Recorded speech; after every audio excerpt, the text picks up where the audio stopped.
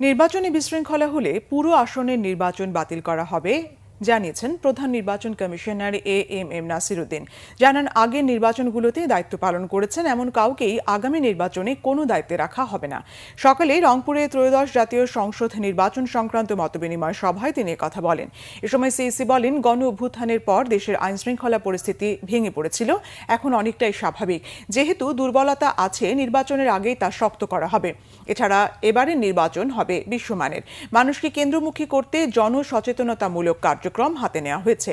নির্বাচনে আস্থা ফেরাতে নেওয়া হবে সব ধরনের উদ্যোগ। রাজনৈতিক দলগুলোকে নির্বাচনমুখী হওয়ার আহ্বান জানান তিনি। এই দেশের লোকজন, আইনশৃঙ্খলা বাহিনী, প্রশাসনের লোকজন, তারপরে আপনার এই যে প্রিসাইডিং পুলিং অফিসার মিলে একটা সুন্দর নির্বাচন দিতে পারে, এই যে একটা মানুষের যে বিশ্বাস, আস্থা জায়গাটাকে সৃষ্টি করে দেওয়া, এটি একটা সবচেয়ে বড় চ্যালেঞ্জ হয়ে গেছে। আমরা ভাবছি যারা আগে এই ধরনের সাথে জড়িত ছিল তাদেরকে যথাসম্ভব ব্যবহার না করার বিষয়টি আমরা চিন্তা করছি। দেখবেন ইলেকশনের তারিখ দিনক্ষণ গণে আস্তে আস্তে ইনশাল্লাহ আমার বিশ্বাস অবস্থার আরও উন্নতি হবে। কোনো এক কনস্টিটিউয়েন্সিতে গোলমাল করলে একটা কেন্দ্র, দুইটা কেন্দ্র, একাধিক কেন্দ্র, পুরো কনস্টিটিউয়েন্সি বাতিল করে দেওয়ার ক্ষমতা আছে। যদি বেশি গোলমাল দেখি পুরো কনস্টিটিউয়েন্সি বাতিল করে দেবো যে তোমার ভোট বন্ধ।